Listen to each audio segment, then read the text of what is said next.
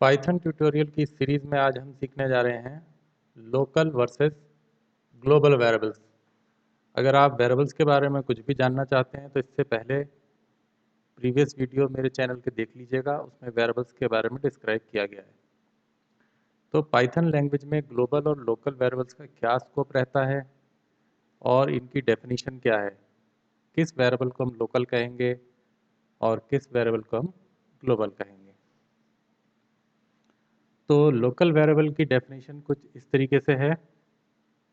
Variables that are defined inside a function body have a local scope and those defined outside have a global scope। यानी कि ऐसे variable जो किसी दूसरे function के अंदर बने हैं, यानी हमने कोई एक यूज़र डिफाइंड फंक्शन बनाया है, सपोज एरिया कैलकुलेट करने के लिए या किसी और काम के लिए, उसके अंदर जो वेरिएबल्स हम बनाएंगे वो वेरिएबल कहलाएंगे आपके लोकल वेरिएबल। और ऐसे वेरिएबल जो किसी भी फंक्शन के अंदर डिफाइंड नहीं किए गए हैं तो वो सारे वेरिएबल्स होंगे ग्लोबल। उनकी स्कोप, ग्लोबल वेरिएबल की स्कोप जो है पूरे प्रोग्राम में हर जगह रहती है, they are accessible through the program. तो अगला इसका पॉइंट है, this means that local variable can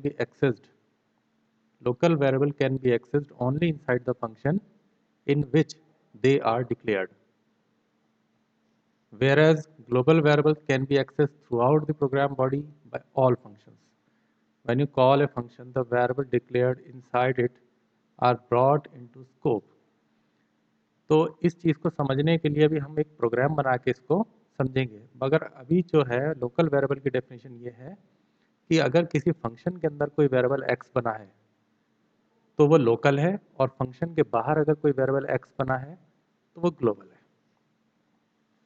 इसी तरह ग्लोबल वेरिएबल की डेफिनेशन क्लियर हो जाती है कि पाइथन में कोई भी वेरिएबल जो फंक्शन के बाहर बना हो, किसी भी यूज़र डिफाइंड फंक्शन के बाहर अगर कोई फंक्शन कोई वेरिएबल बना है तो उसको हम ग्लोबल वेरिएबल कहते हैं, उसकी स्कोप होती है global, that can be access through the program body. तो अब हम देखते हैं कि हम इस चीज़ को कैसे समझ सकते हैं। तो मैंने एक प्रोग्राम पहले से आप लोगों के लिए बना के रखा है। इस प्रोग्राम में आप जैसे देख रहे होंगे, सिंपल प्रोग्राम है। एक फंक्शन है इसमें जिसका काम है दो पैरामीटर्स को लाना, arg1 और arg2, और इस फंक्शन का नाम है सम। वो करता क्या है, arg1 और arg2 का टोटल करता है और उस टोटल को वो रिटर्न करता है। ठीक हो गया। और एक वेरिएबल आपको दिख रहा होगा सबसे टॉप पे, टोटल नाम का।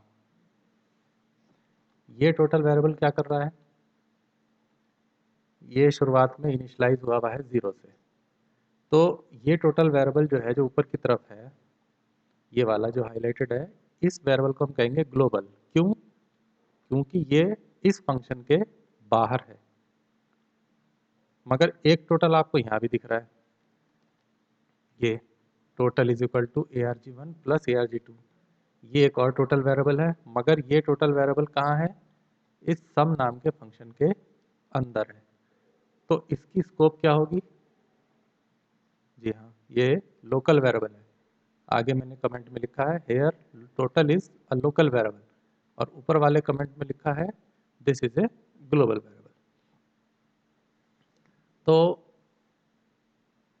जब हम इस फंक्शन को कॉल करेंगे, ये जो फंक्शन हमने अभी बनाया है सम नाम का फंक्शन, जब इस फंक्शन को आप नीचे यहाँ पर कॉल कर रहे हैं तो पहला पैरामीटर 10, arg1 10 हो गया, दूसरा पैरामीटर 20, arg2 20 हो गया। तो 10 और 20 इस वाले लोकल टोटल में आए, लोकल टोटल यहाँ पर प्रिंट हुआ। उसके बाद उसको रिटर्न करें या ना करें इससे कोई फर्क नहीं पड़ता, थोड़ी देर के लिए आप इसको इग्नोर कर दीजिए। तो आपने देखा कि हमने इस टोटल वेरिएबल को प्रिंट किया है। अब यहाँ पर जो टोटल प्रिंट हो रहा है, ये प्रिंट हो रहा है इस टोटल को, और यहाँ जो टोटल प्रिंट हो रहा है ये कौन सा वेरिएबल होगा, ये ऊपर वाला टोटल है। ठीक है, जब किसी फंक्शन के अंदर आप प्रिंट करेंगे टोटल वेरिएबल को तो वो कहलाएगा लोकल टोटल, यानी ये वाला वेरिएबल। और हम इस टाइम प्रिंट कर रहे हैं टोटल, तो ये कौन सा प्रिंट होगा? बाहर वाला। क्यों? क्योंकि इस टोटल वेरिएबल की स्कोप सिर्फ ये फंक्शन है। इस फंक्शन के बाहर इस फंक्शन के बाहर ये total variable automatically out of scope हो जाता है और मेमोरी से इरेज हो जाता है। यानी ये टोटल वेरिएबल इस जगह पर किसी भी हाल में कॉल नहीं किया जा सकता। तो ये वाला टोटल कौन सा है? ये वाला। तो क्या आंसर आएगा? जब हम सम कॉल करेंगे तो ये फंक्शन कॉल होगा। इस फंक्शन के कॉल होने पर लोकल टोटल तो दिखेगा हमको 30, मगर जब ये वाली कमांड चलेगी तो हमको 0 दिखेगा, क्योंकि हमारा बाहर वाला टोटल वेरिएबल 0 है। चलिए इसको देखते हैं। देखिए, लोकल टोटल 30 आ रहा है क्योंकि वो अंदर ही डिक्लेयर हुआ था और उसकी वैल्यू चेंज हुई थी arg1 प्लस arg2, तो वो प्रिंट सही हो गया। मगर बाहर वाला टोटल 0 ही रहा।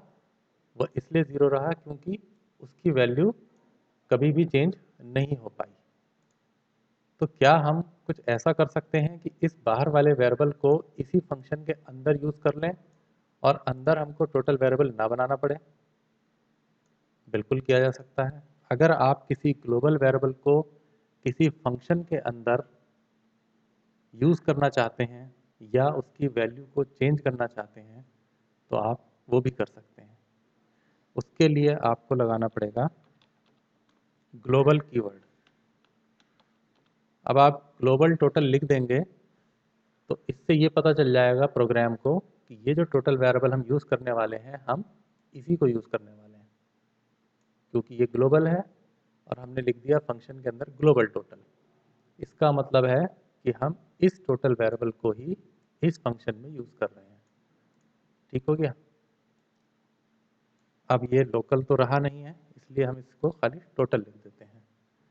तो अब देखते हैं आंसर क्या आना चाहिए। इसका तो ऑब्वियस है कि 30 आना है। क्या इसका भी आंसर 30 आ रहा है या नहीं, इसको देख लेते हैं। देख लीजिए, हमने ग्लोबल वेरिएबल को 30 करके चेंज कर दिया।